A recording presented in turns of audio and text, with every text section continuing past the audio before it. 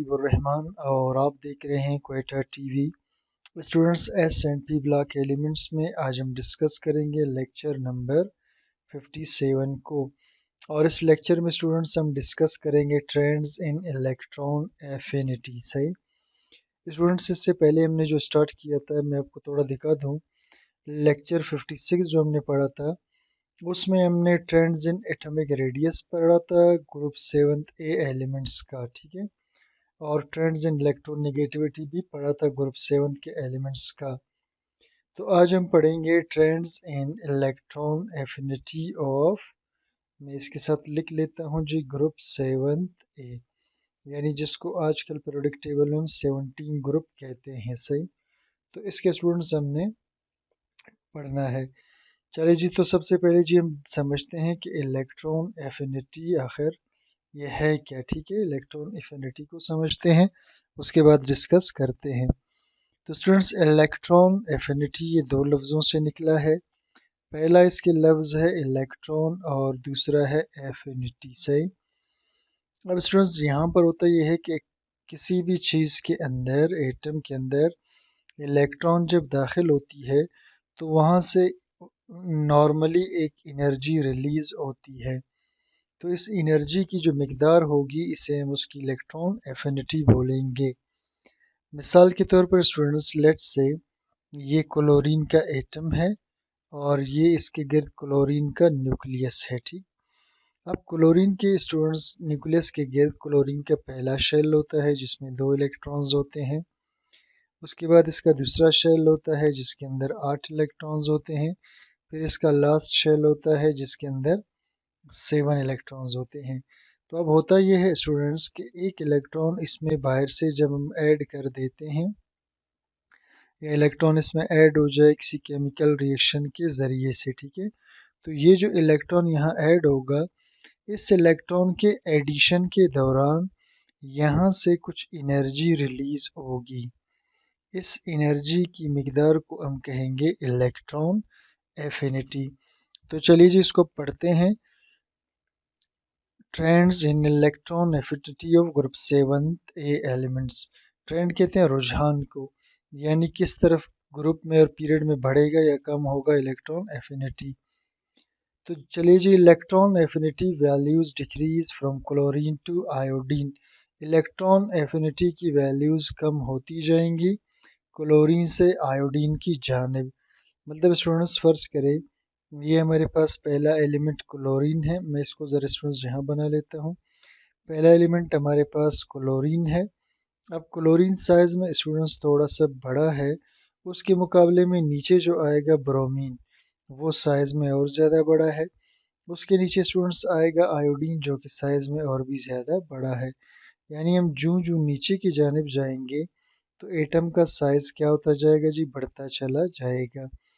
और स्टूडेंट्स, ये बात जहन में रखिए कि जब एटम का साइज़ बढ़ जाएगा नीचे की जानिब जाते हुए, तो बड़ा एटम इलेक्ट्रॉन को अपने अंदर जब दाखिल करेगा तो ये कम एनर्जी खारिज करेगा, ये कम एनर्जी रिलीज़ करेगा। और जब छोटा एटम स्टूडेंट्स इलेक्ट्रॉन को अपने अंदर दाखिल करेगा तो ये ज़्यादा एनर्जी खारिज करेगा, ज़्यादा एनर्जी रिलीज़ करेगा। तो इसलिए स्टूडेंट्स, ये जो बड़े एटम हैं इनकी इलेक्ट्रॉन एफिनिटी कम होगी और छोटे एटम्स की इलेक्ट्रॉन एफिनिटी ज़्यादा होगी। तो इलेक्ट्रॉन एफिनिटी वैल्यूज़ कम होंगे क्लोरीन टू आयोडीन नीचे की जानिब। तो स्टूडेंट्स, इनकी मैं वैल्यूज़ को भी यहाँ पर पुट कर देता हूँ।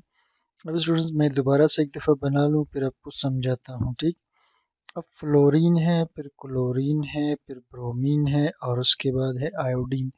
अब स्टूडेंट्स, फ्लोरीन की जो वैल्यू है वो है -328 किलो जॉल पर मोल। उसके बाद क्लोरीन की वैल्यू है -349 किलो जॉल पर मोल। और उसके बाद नीचे इसका है 325 किलो, -325 किलो जॉल पर मोल, फिर -295 किलो जॉल पर मोल। ये सारे किलो जॉल पर मोल के यूनिट्स में स्टूडेंट्स होंगे। अब स्टूडेंट्स, यहाँ पर जो बहस करने की बात है वो ये वाला है। ठीक है, इसमें देखिए आप -328 फिर -349 है। सही, और उसके बाद -325 है। यानी अगर आप इसको देखें तो आपको पता चलेगा कि फ्लोरीन की जो है वो कम है, उससे क्लोरीन की ज़्यादा है, और एकदम ब्रोमीन की फिर कम है। सही। यानी अगर आप बीच में से क्लोरीन को स्किप कर दें, क्लोरीन को अगर बीच में स्किप कर दे तो अब आप ज़रा देखिए, फ्लोरीन -328, फिर -325, -295, एक तरतीब है रेगुलर। लेकिन अगर क्लोरीन को देखा जाए तो वो तरतीब थोड़ा सा चेंज है। अब इसको समझने के लिए देखें, the electron affinity of fluorine is less than that of chlorine. Electron affinity fluorine की कम है क्लोरीन से, यानी इसकी जो इलेक्ट्रॉन एफिनिटी है इसको ज़्यादा होना चाहिए था, लेकिन ये क्या है, कम है क्लोरीन से। This is due to smaller size of fluorine, और उसकी वजह है फ्लोरीन का छोटा साइज। ठीक है, फ्लोरीन के साइज बहुत ज़्यादा छोटा होने की वजह से फ्लोरीन की इलेक्ट्रोनेगेटिविटी इतनी अच्छी नहीं है। यानी स्टूडेंट्स, मैं आपको समझाने की अगर कोशिश करूं तो देखिए, फ्लोरीन के अंदर, ठीक है, फ्लोरीन का जो न्यूक्लियस है वो अपने इर्द गिर्द इलेक्ट्रॉनों के बहुत ही करीब है। यानी इसके पहले शेल में 2 इलेक्ट्रॉन होते हैं फ्लोरीन के, और दूसरे शेल में इसके 7 इलेक्ट्रॉन होते हैं।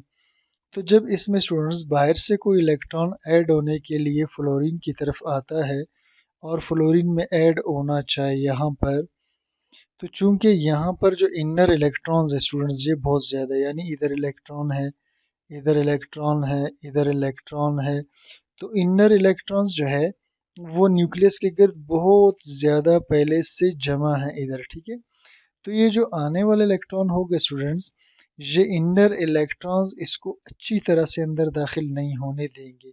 यानी उससे ये जो इलेक्ट्रॉन आना चाहता है न्यूक्लियस की तरफ, तो अंदर वाले इलेक्ट्रॉन इसे न्यूक्लियस के पास अच्छी तरह से आने न देंगे।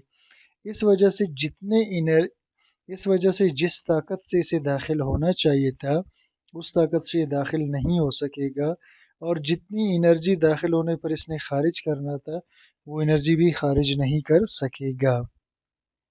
The order of electron affinity values halogens is as. इनकी जो ऑर्डर है स्टूडेंट्स, वो हम ये कहेंगे कि जी, क्लोरीन की इलेक्ट्रॉन एफिनिटी सबसे ज़्यादा है, उसके बाद फिर फ्लोरीन की है, उसके बाद फिर ब्रोमीन की है, और लास्ट में आयोडीन की है। अब इसके बाद स्टूडेंट्स हम नेक्स्ट टॉपिक पे चलते हैं। छोटा सा एक टॉपिक है, इसे भी साथ डिस्कस कर लेते हैं। और ये topic students, trends in melting and boiling points of group 7th A elements. Halogens have low melting and boiling points.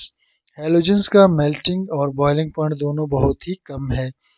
मिसाल के तौर पर स्टूडेंट्स, मैं इधर लिख लेता हूँ फ्लोरीन, क्लोरीन, ब्रोमीन और आयोडीन को। सही। यहाँ मैं एलिमेंट्स को लिख लेता हूँ, और साथ में यहाँ पर मैं इनके मेल्टिंग पॉइंट्स और फिर आगे इनके बॉइलिंग पॉइंट्स को मेंशन कर देता हूँ। ठीक। अब ज़रा इस टेबल के अंदर आप देखेंगे तो आपको पता चलेगा कि इनके मेल्टिंग पॉइंट और बॉइलिंग पॉइंट के अंदर, कि इनके मेल्टिंग और बॉइलिंग पॉइंट्स कितने कम हैं। सही। अब सबसे पहले बात करते हैं स्टूडेंट्स मेल्टिंग पॉइंट की। तो फ्लोरीन का जो मेल्टिंग पॉइंट है वो है -220 डिग्री सेंटीग्रेड, यानी -220 पर ये बॉयल हो जाता है। और उसके बाद जो स्टूडेंट्स फ्लोरीन है, सही, इसका सॉरी, ये मेल्टिंग है स्टूडेंट्स, पिघलना। ठीक है, और माइनस जो है 101 पे ये भी मेल्ट हो जाता है, -7.2 पे ये मेल्ट हो जाता है, और उसके बाद 114 डिग्री पर, चूंकि आयोडीन सॉलिड है स्टूडेंट्स, तो ये 114 डिग्री पे मेल्ट होगा। और बॉइलिंग पॉइंट्स को हम देखें तो इसका है -188, इस पे ये बॉयल हो जाता है, ये -35 पे बॉयल होता है। ब्रोमीन 59 पे, क्योंकि ये लिक्विड है स्टूडेंट्स। ठीक है, ये 59 पे बॉयल होता है, और ये 184 पे बॉयल हो जाता है। ये सारे स्टूडेंट्स यूनिट्स डिग्री सेंटीग्रेड में है, ये आपने जहन में रखना है। तो halogens have low melting and boiling points, तो इनका आपने देख लिया, मेल्टिंग बॉइलिंग पॉइंट अक्सर माइनस में चल रहा है। Their melting and boiling points gradually increase down the group, और इनका मेल्टिंग बॉइलिंग पॉइंट ग्रुप में ऊपर से नीचे की जानिब क्या हो रहा है, बढ़ रहा होता है। This is because the London dispersion forces become stronger. होता ये है स्टूडेंट्स, असल में देखिए जी, हम जब बात करते हैं फ्लोरीन की, तो जब एक फ्लोरीन दूसरे फ्लोरीन के साथ जुड़ता है तो इनके बीच जो है लंदन डिस्पर्शन फोर्सेस होती हैं। अब लंदन डिस्पर्शन फोर्सेस स्टूडेंट्स क्या है? लंदन डिस्पर्शन फोर्सेस असल में वीक फोर्सेस होती हैं। लंदन डिस्पर्शन फोर्सेस क्या है स्टूडेंट्स? ये वीक फोर्सेस होती हैं। और ये फोर्सेस कहाँ पे होती हैं स्टूडेंट्स? ये होती हैं नॉन पोलर मॉलिक्यूल्स में। ये होती हैं किसके अंदर जी? नॉन पोलर मॉलिक्यूल्स में। तो जब हम नीचे की जानब जाएंगे स्टूडेंट्स क्लोरीन की तरफ, तो इसका चूंकि साइज बड़ा है, पोलराइजेबिलिटी का यानी कशिश का एरिया बड़ा है, तो इसमें लंदन डिस्पर्शन फोर्स बढ़ जाएगा। इसी तरह जब हम जाएंगे ब्रोमीन की तरफ जिसका साइज और ज़्यादा बड़ा है, तो इसमें लंदन डिस्पर्शन फोर्सेस भी बहुत ज़्यादा बढ़ जाएंगी, जिसकी वजह से ये लिक्विड बन जाएगा। इसी तरह इसके नीचे आयोडीन वो सॉलिड बनेगा इन फोर्सेस की वजह से। तो ये वजह है कि नीचे आते हुए इनका मेल्टिंग पॉइंट बॉइलिंग पॉइंट बढ़ता भी है और इनके बीच फोर्सेस भी स्ट्रॉन्ग हो जाती हैं। ठीक है, तो स्टूडेंट्स ये था आज का हमारा लेक्चर। उम्मीद करता हूँ आपको समझ में आ गया है। कोई चीज़ क्लियर ना हो कमेंट सेक्शन में ज़रूर बताइए। चैनल को सब्सक्राइब लाइक शेयर कीजिएगा।